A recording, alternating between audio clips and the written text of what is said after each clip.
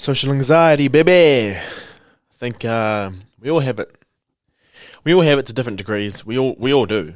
To be honest, there are times where we are ruminating on what could be happening in the future or in social spaces where we think that other people are thinking stuff about us. But that's what today's about. I talked about it a little bit last week, and it kind of just came up as this random thought, and then people started writing in about it, and I was like, sheesh, let's talk about this more. But this is more an awareness. But before we get into that, as you like to know, I like to recap on some dumb stuff that I do or some stuff that I just do in my week, and it just makes you be like, oh man, here's a human. But anyway, I watched The Revenant. Now that's a movie, and it's Leo DiCaprio, and to be honest, it was really good because he didn't speak much, and a lot of his stuff was like portraying pain through like grimacing and like making noises. So you did have to get to see how much of a good actor he was. And I think this was the first movie he ever got an Oscar for. So this was the movie that prior to it, he joined the Illuminati and they finally gave him his Oscar. But yeah, I'm 89 years late to the party, really, because everyone watched this back in 2015 when it came out because, there was that scene where he mauled a bear. And he got mauled by a bear. And now, don't be sitting there being like, oh my god, spoiler alert. This came out 78 years ago, right? So if you're the one listening to this and being like, spoilers, oh my gosh, don't, like, come on, man. Come on. It's been out since 2015. Get together. Get with it. Yeah, it's not that WAP. It's not that one where you're just like, oh, Leo. Like, it's pretty nasty. It's very gruesome, and there's a lot of stuff that happens in that movie, but I really enjoyed it. But the biggest thing I was thinking about, with all of them doing what they're doing and just going through different things, it must have stunk. Like, it must be so smelly. The horses, the mud that they're in, the walking multiple areas without bathing or showering, wearing the same clothes, and it's those heavy clothes, like the swan dry looking clothes. My uncle has a jacket that he used to smoke in, and it just smells like cigarette all the time. So, you poop yourself, or you're near poop all the time, or your odor starts to come out because that's what happens when you don't shower.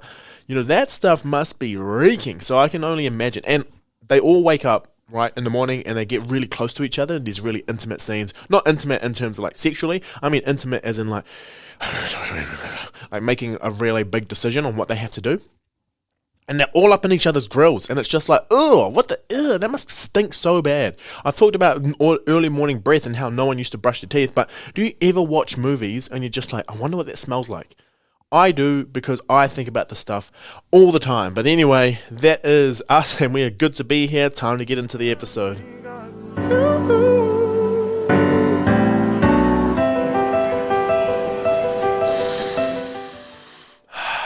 Take a breath, baby. Take a breath. That's really, using that breath to bring you back into the moment, to realize you are here and what you're feeling is what you're feeling. So, when I took that breath in through the nose, my allergies are pretty bad, but I felt my chest expand. I felt my clothes getting tighter and my shoulders lifting as I took that breath. And then I let it out. Everything decompresses again, and I can feel that in the moment. That's where I am. I can feel my back hitting the chair. I can feel everything, the sensations as I'm going through that. I have a pimple on the inside of both my nostrils. It is impossible to blow my nose right now, and I think it's from my mouth. I'm not sure what it's from, but just imagine that. The one thing that it's meant to help you breathe, right? Breathing through your nose. Breathe through your nose, and then it gets some sort of infection inside of it. And then now the thing that's meant to be keeping you alive is now trying to kill you because you can't breathe because it's so sore. It's just painful.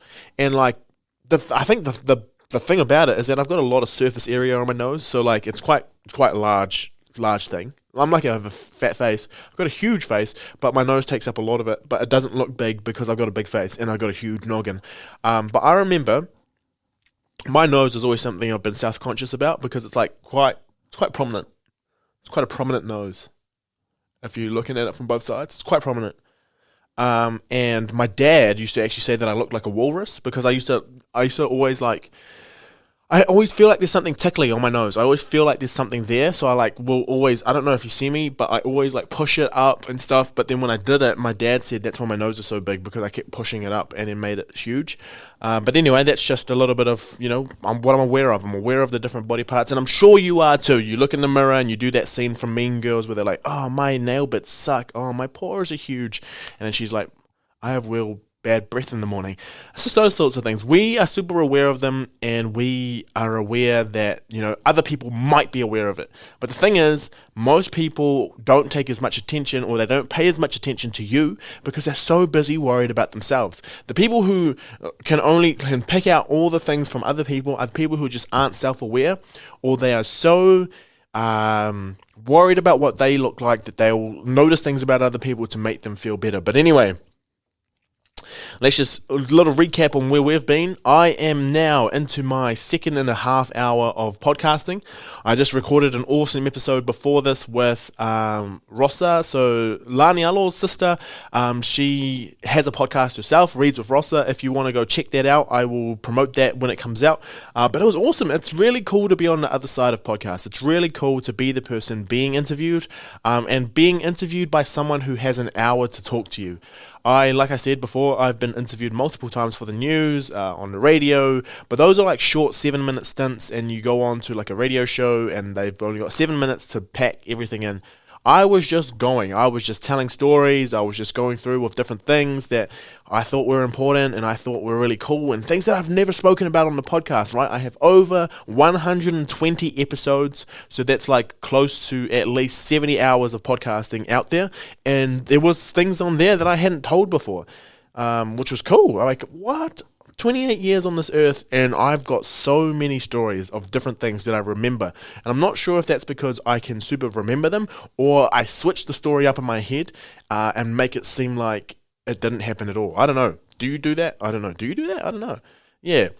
But it was cool. I just love reflecting. I love reminiscing, and I love thinking about how I felt at those different times. And weirdly, a lot of my memories I do remember with smell, and what things sounded like and how I felt. So if I had a tight, different muscle part or something hurt, I can remember what all of that's like. I'm very sensory in terms of how that all goes. But yeah, awesome experience. Really loved being on the other side. She's interviewed some really cool people as well. They've got really cool stories, and I really enjoy that we have a lot of Polynesian or Pacific people doing amazing things. So yeah, check that one out when it comes out. I'll make sure that you're all aware of it. And it's interesting to hear me on the other side, because obviously I talk with you all the time, so a lot of you are aware of how I am and the types of things I like to go through. But hearing the stories of why I got to that point, I don't think I tell as well. So when people ask me about it, I'm really good to go back to that point there. So I hope I delivered. I definitely spoke a lot. I realized that I did speak a lot in that one where she would ask a question and I'd just blah, blah, blah, blah, go forever. But that's just me. Yeah, that's just me. What else has been going on? Sucks to be you. You know when people say sucks to be you? So, I've just been doing so much. I've been getting up early to go to the gym, then doing all these different things, and then having meetings, and then going to rugby training, blah, blah, blah, all that sort of stuff. When people say sucks to be you, I'm actually like, nah. It sucks that you think it sucks to be me, because that must mean that your life sucks if you think that what I'm doing sucks. Like, I honestly cannot stand it. I don't ever complain about things that I'm doing in my life. I might say I'm tired, or I might say, oh, sheesh, I still have to do this. And then people say, sucks to be you. What does that achieve? What does it achieve? Seriously, all it does is make you feel pity about yourself, because you're just like, oh, it does suck to be me, and no one wins in the end. You might get a little bit of a chuckle, but that's the worst. I hate it. If people say sucks to be you to me, I'd be like, no, actually, it sucks to be you, because it sucks that you think that me doing things that I love is sucky. No, it doesn't. I'll make time for things that I like to do. But anyway, sucks to be you. Oh, gosh. Why do people say it? It's like, oh, gutted. What does it achieve? All right? If you're not going to be saying anything constructive, don't say it at all. I don't know why I'm so fired up right now. But yeah, no, someone said it during this week when I had, I had multiple trainings all during the week. I had touch, I had work as well, and then all these meetings. And then I was just like, oh, I got to go to this, or oh, damn, I might have to get up at this time tomorrow morning so that I can get to the gym to blah, blah, blah, blah, blah. Things that I love to do and things that I just were like, I need to fit this in. This is how I'm going to do it. And then it just like sucks to be you. No, it doesn't. It's mean. I love being me. Okay, my mind is a little bit, we'll get into that soon, but I love being me. So it doesn't suck to be me. But even though I know it doesn't suck to be me, I just hate the tone and I hate the intention behind why people say that. So anyway, if you're one of those people who says sucks to be you or gutted something rather, anyway, something about you being in the worst position possible, just look at them and be like, what the hell are you doing? What the heck are you doing? Right? So it sucks to be you. Sorry to put it back on you. But anyway, what else is going on? Oh, gosh, these are big updates. Yeah, so I called to book my car in. Now, for everyone out there, so this is all to do with social anxiety, and this is all to do with how people perceive you. And all of these different things that I have spoken about come into it, and I do play into it, and I haven't tied it in well, but I'm trying to now. So I had to call, this is where it all came from. So I talked about going to my sister's 21st and how it was a good 21st because I knew everyone there, so I didn't have to do that awkward, like, standing around to different things. But when you go to meet people for the first time and you don't have, like, a specific area and you all have to, like, wait in an area where other people are watching you wait, that's when it gets a little bit dicey. But at the same time, when I record my podcast or when I do different things or I talk to myself, I'm fine doing it because when you listen to the end product, it's going to be amazing. But say someone was outside right now listening to me talk, they're just going to be like, what the heck? And I'm just like, oh, listening to me talk? And I'm like, no, I promise. When you listen to the actual thing, it's sick. But right now, people watching you produce the art is like, whoa, that's weird. So I have an office. And there's people outside of my office, and I'm pretty sure they can hear when I'm talking. So when I'm talking with someone, it's fine. But when I'm on the phone, it doesn't matter who I'm with. I hate being around people when I'm talking on the phone because they don't understand the context, because they can't tell who I'm talking to. But the most, oh gosh, I've never felt so embarrassed. I've had to make so many calls this week, and one of the most embarrassing calls, and I don't know why it was embarrassing to me, but I think it's because like you're ringing people who know what they're doing, and you definitely don't know what you're doing. But that's why you call them. You call the specialist because they are the specialists and they're the ones who should be doing it, and they don't expect you to know too much about it. I had to call about my car. Now, I do everything for my car. I look after it. I know the basics. I do all that stuff all the time anyway, but I called to get a service and a WAF. But like, there's just something about going in and then them knowing by the condition of your car whether you know how to look after your car or not, which, like, we don't expect us to be able to do our own surgeries on ourselves when we go to the doctors. So the doctors are just like, blah, blah, blah. But after I've lived with doctors and hearing how they speak about different things, I'm like, what's to say that these people, these bloody mechanics,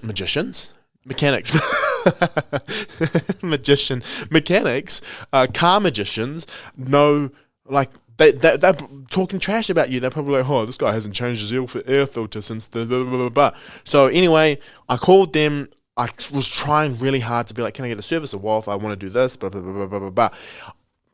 After it didn't take long at all. It was so simple. They were so nice. And they said, yep, okay, maybe for the model of your car, you should do this, blah, blah, blah, blah, blah. And I just said, yes, all right, you're the specialist. You know what to do. Now, the anticipation into it, though, is like, what if they call me and they're like, oh, yeah, what type of oil do you use? And I say, oh, I actually don't know. And then they're just like, who doesn't know about the oil? Why is it that I assumed right away that this is how they were going to perceive me? It's because my self-esteem of myself is really low, so I just assume that other people are going to think that about me as well. And every position that they could possibly put me in, I am not prepared for. So if people talk about piss poor preparedness leads to a piss poor performance.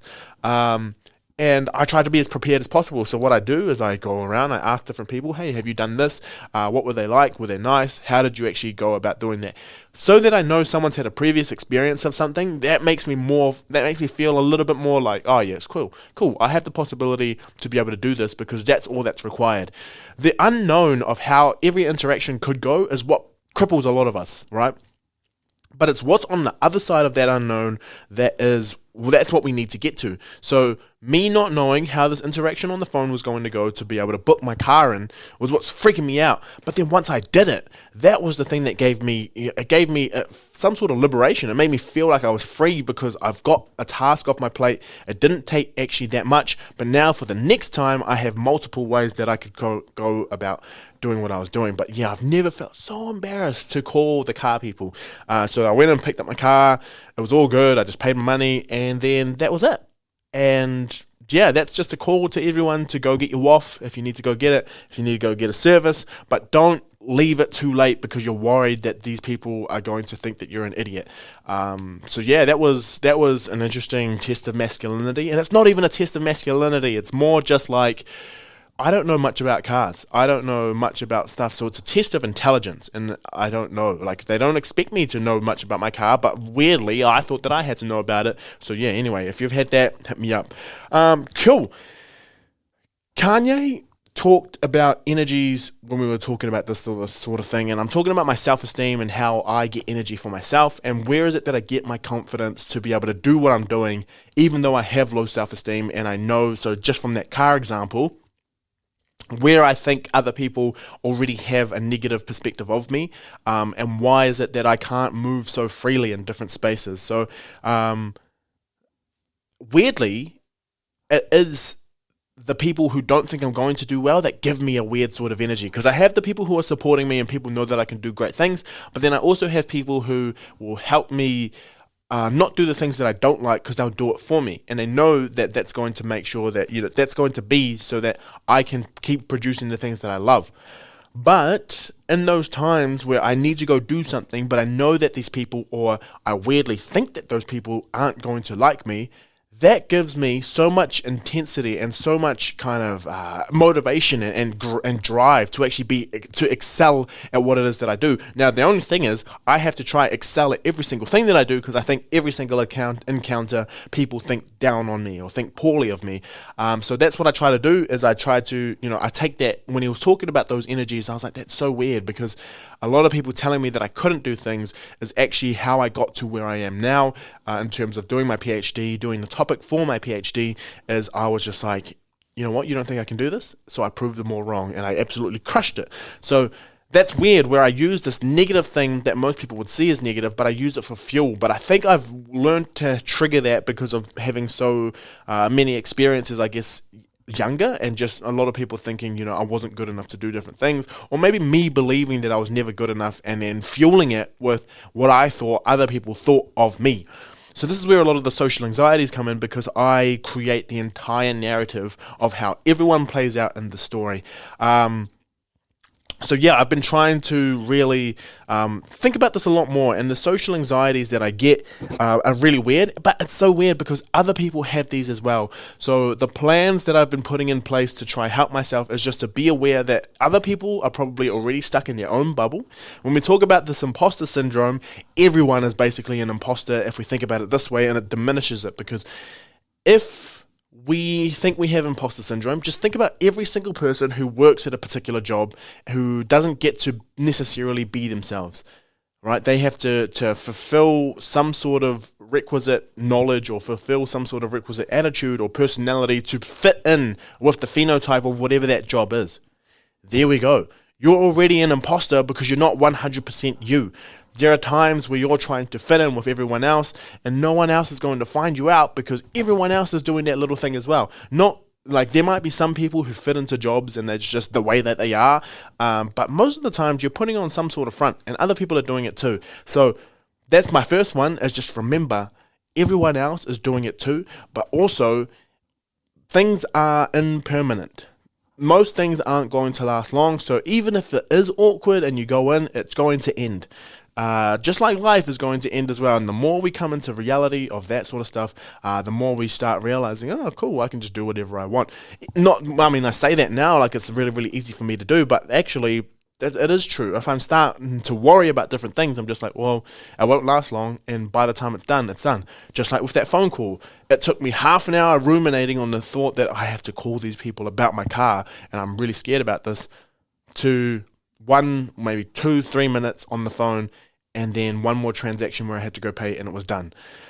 just getting it done is what gives us that confidence that we can do it and we're on the other side of it. And that's kind of like, if we think about our map on Age of Empires or on Grand Theft Auto, the more of the map you uncover, the more you can start to see the entire landscape of everything. And the more confidence it gives you in yourself, because it's less unknown now because you know more, but also it gives you that tool to be able to go forward. The only thing is you need to start doing it before you can actually reap those rewards. Or if it makes you happier, choose someone who's also been through it before and go talk to different people about their experiences with different things. And then that makes the unknown less known, it makes the unknown more known, and then maybe it might be something that you dabble in. But we don't have to do everything, and sometimes we don't have to live in our minds and just accept things for what they are. So I asked a lot of you, what did you think? What are the things that make you socially, like, in terms of anxieties, like, what are the things that you think about way too much or way more than you probably should, even though you know that it's taken up more of your brain than it is their brain. And I know someone saying that, like, this overthinking stuff that people do, it's the only poison. It's the only poison where the person giving it can also be affected. So because we're thinking about it so much, like, it's a poison that we have, but we're the ones who are being infected by it. And so it's quite interesting that, like, it's because it's in our own minds that it's also corrupting us and it's becoming contagious. Cool. So I'm just going to take it to the hotline. So we just have one where speaking words out loud to other humans and then ruminating on how dumb I sounded for real, or 4 days, years later. Absolutely. That's those times where you have those encounters with different people and you say stuff and, like, maybe they just talked about their cat. And then you're like, oh yeah, cool. So do you like cats? And you're just like, why did I tried to do that just to make conversation, and actually that was such a silly thing to say. Or you just weren't properly informed of the context of the conversation and you just did what you thought was the right thing to do. They honestly probably don't even think, they're just like, oh yeah, okay, and then, like, brush over it really quickly. But because you knew exactly where your mind was at when it happened and then how silly it sounded later, you just, like, you go in the shower and you're just sitting there and it's like, oh no, you know what it's like? It's like, oh yeah, enjoy your movie. Yeah, you too, to the person working, and you're just like, oh my gosh, you, like, can't enjoy the movie, you don't want to see them when you walk out, you're in the shower, you like, now can't eat popcorn ever again because you're just like, oh man, this reminds me of that time that I said you too to the person at the movies. But yeah, absolutely, you ruminate it all the time, like, did I sound stupid? Oh, what if they think of this? Like, and you start avoiding the person, it gets to that point, and then later down the line, you, like, talk with them again and they don't even remember it at all. That's the funny thing, and it always happens. But yeah, those are the things that we think about a lot, and it just kind of comes into our minds. So thank you, Alana, for that. Lisa says that my really close friends are just pretending to like me sometimes. You are talking to the crowd right now, young lady. So that is so true. There have been multiple times where I just feel like all of these people are just around me because they think I need their help, and they don't actually like me. And that's been something that I still haven't been able to get to the bottom of. I truly believe that people don't like me. I don't even like myself most of the time. My self-esteem is so low. But becoming aware of it and just being aware of it, something that I do need is just reassurance. I just ask people to tell me something that they like about me. And my friends who are in that circle, they know to do it. They just have things to say and they prop me up, and there's no problem with it. I don't find that that's an issue right now. They don't think it's an issue, but if it becomes an issue, then we can find something else to do. But I do need to be propped up. I do need people to remind me of why I'm here and just to tell me that it's going to be okay. And maybe that is a burden for other people, but I do it to my friends as well. I always tell them I love them. I always tell them that I do care for them and that I'm always here for anything if they need me. Cool, so thank you for that. And yeah, I totally get that one. Rosanna says, thinking about things from the past, things out of my control, and tomorrow rather than the present. Absolutely, that's where the anxiety comes from. So anxiety comes from not knowing what's going to be in the future. So if you're never in the moment of where you could be, you're always thinking, like, what if this happens? What if that happens? And then that's that anxiety that builds up in you because you think of all the possible scenarios. I'm guilty of this all the time. I'm always thinking to 2008, 2008, 3008, who knows, what that boom boom pow song. But I find it really difficult to be in the present because I feel like if I'm not thinking to the future, then my future is going to run away from me because I'm not going to make the right decisions now. But the thing is, I'm never in the now to make the proper decision because I'm so busy thinking about the future, and then I miss out on everything that's happening here. And being in the future, not knowing what's going to happen, rather than controlling everything that we're in now, gives us that anxiety because we're just like, oh my gosh. So yeah, absolutely. I think that's definitely something that we're all going through as well. Sophie Howden says, doing work at light speed, time makes me anxious. I think, yeah, I'm interested in what you mean by that with the doing work at light speed. So maybe working super, super fast because there's so much that is expected of you. Or, just thinking that we don't have enough time. So like when people say YOLO, YOLDO as well, you only die once, so you got to live life to the fullest that we have right now. Time escaping and thinking about time, and now that I'm aging and getting closer to 30 and just all these different things, like it just feels like things are running out. And when people say, every second that you live, that's a second closer to death, we have a very fatalistic way of thinking about time and how it's disappearing on us, and it's the only currency that we can never get back. So we just need to make the most of the time that we have. And I guess in a workspace where your currency, I guess, is based on your work output, and it's how much you can do in a short amount of time. So working on efficiency, I can totally agree where you're coming from. And you work in a corporate setting and very government specific stuff where, it's go, go, go all the time. So I'm guessing you're looking at the end of things like, will I get this done on time? And that's the thing that makes you anxious. And you ruminate on that thinking, because if I don't get this done, I'm not going to be liked and I'm not going to be wanted, and my teammates are going to think that I don't have, XYZ, or I don't have the capacity to be able to continue with this job. So maybe that's the anxieties that come along with everything as well. So yeah, just thinking about it's weird. It's not just the things that we're talking about here, but it's the ramifications of all of these. So we either have the fear of death or the fear of being lonely. And I think either of these kind of apply in the setting. So it's the fear of death in terms of time is running out and we're going to die, or fear of being lonely by like, okay, if I'm not doing work at light speed, these people aren't going to like me, I'm going to lose my friends, I'm going to lose my job, no one's going to want to be with me, I won't be a good partner, XYZ, continue. Nice, thank you, Sophie, and I hope you're doing well. I just seen you went back to Auckland, so take care of yourself, young lady. Josh Ong, fear of being misunderstood. Yeah. Pretty much any time I go to talk to people, pretty much any time I go to record this podcast, I always think, people aren't going to understand this. This doesn't make sense. No one's going to know. And the anxiety that brings with that, I think more leads to the fear of being lonely. It's just that if I'm misunderstood, if I say something, I could get cancelled for being out of context, but also I could say something where I'm just like, that's how I thought it was, and then someone just like reads it differently and then, tells you you're silly or that it's something that you shouldn't be worrying about. And I think that's another thing that is a bit more, I'm starting to find with the different circles that I'm keeping with me, is that they're a bit more understanding of who I am as a person and what it is that I need, because that misunderstanding can go a huge way. And then if we misunderstand someone else or they misunderstand us, it does this polarization between us where we don't want to come to that consensus of actually understanding one another because we both hate each other, right? And that's what we think. That's what we've built up in our mind, but really it might not even be happening like that. So yeah, I totally feel you on that one, brother. I totally feel you. Eddie says, working out alone in the gym, honestly, that's all I can do now. All I can do is work out alone. I don't like working out with other people because it just slows my flow. But the amount of time it took me to be able to work out in the gym by myself because I thought other people were judging me is horrendous. Like, to be honest, people who are in the gym don't really care about other people because they're so busy worrying about themselves. And I think this is a lesson for all things that we're socially anxious about. We are in this thinking that other people are not are judging everything that we do. But the thing is, we are not the center of the world. Those people's worlds are centered by them. So they're all worried about themselves. And the only people who do be looking are perverts, really. And they're looking at other people more just to be like, hey, look at me. Oh, I want to get your attention, sort of thing. So yeah, I mean, you should feel a bit anxious if you've got that person looking at you, because not many people do it, actually. Most people are focusing on themselves.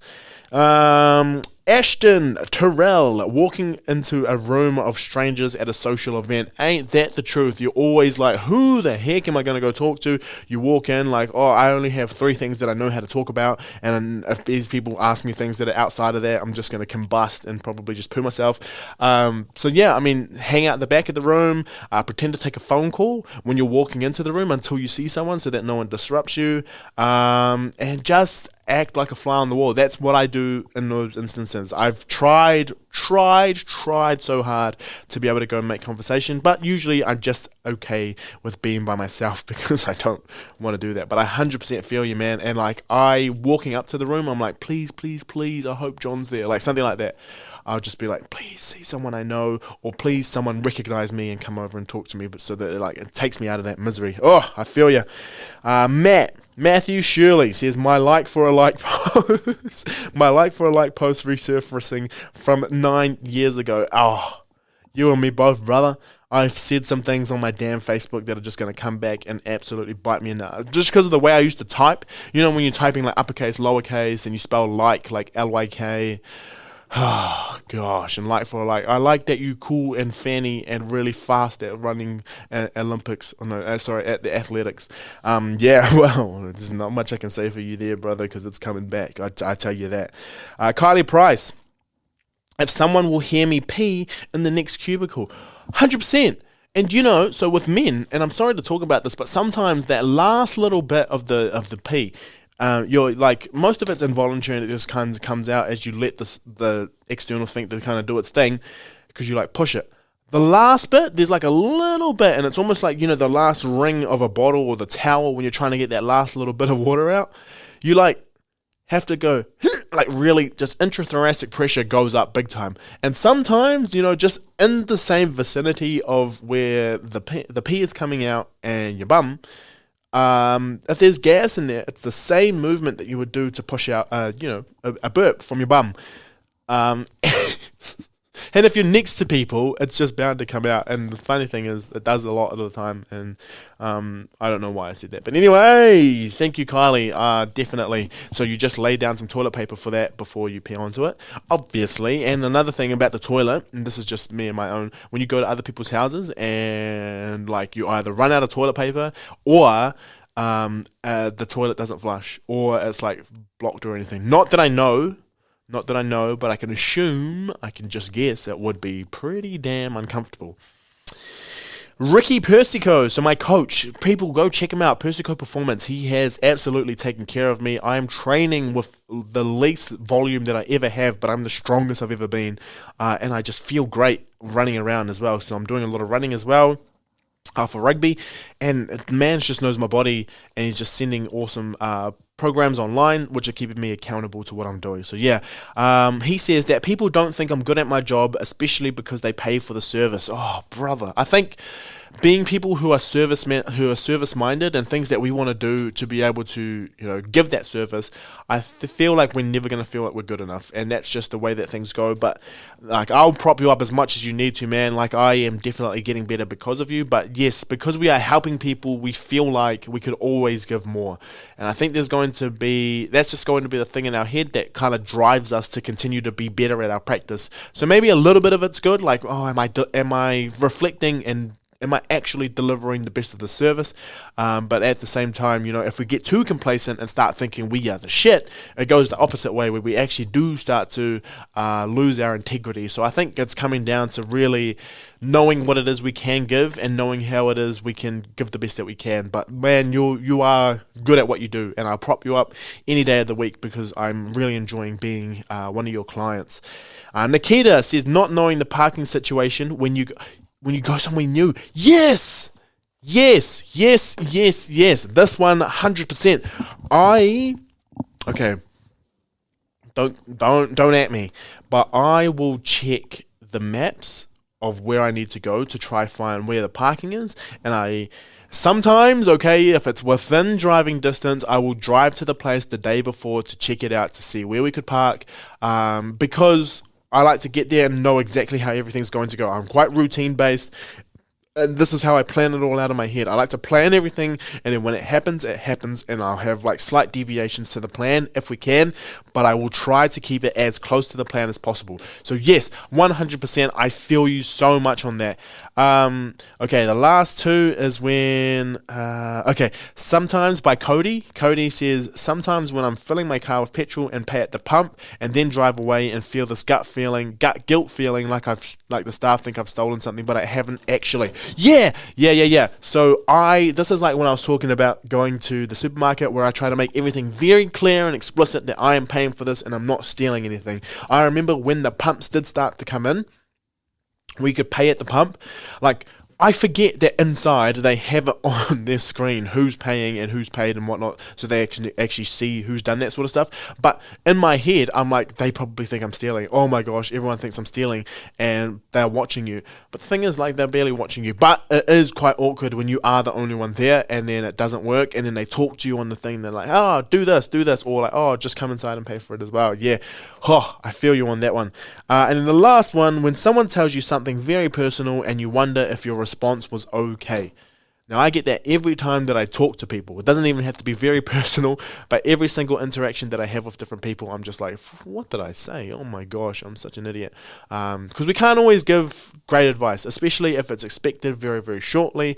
And I think the best thing that we can do in those moments is just to be like, I hear you, I understand, and I'm here for you. Because, yeah, sometimes people want their answers, some people just need to be heard. So that's kind of that there. Yeah, it's so interesting how I had so many people write in about what they were what they know are their social anxieties. So people are super aware that it is a thing. But when I write out and I'm like, hey, does anyone have any tips for dealing with these sorts of things?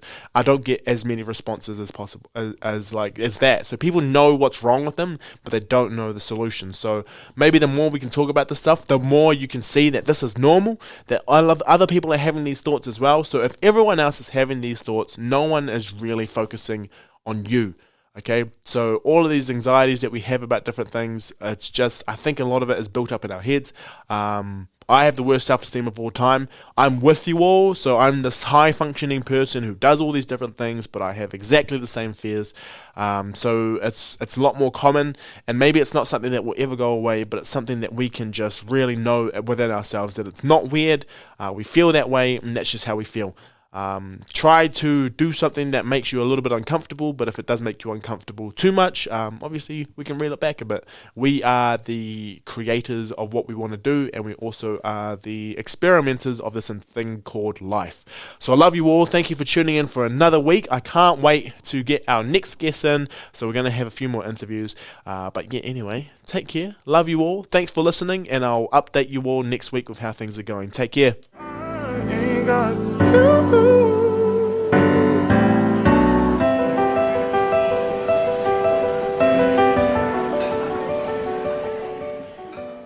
Much love, up the Hurricanes and up the Broncos.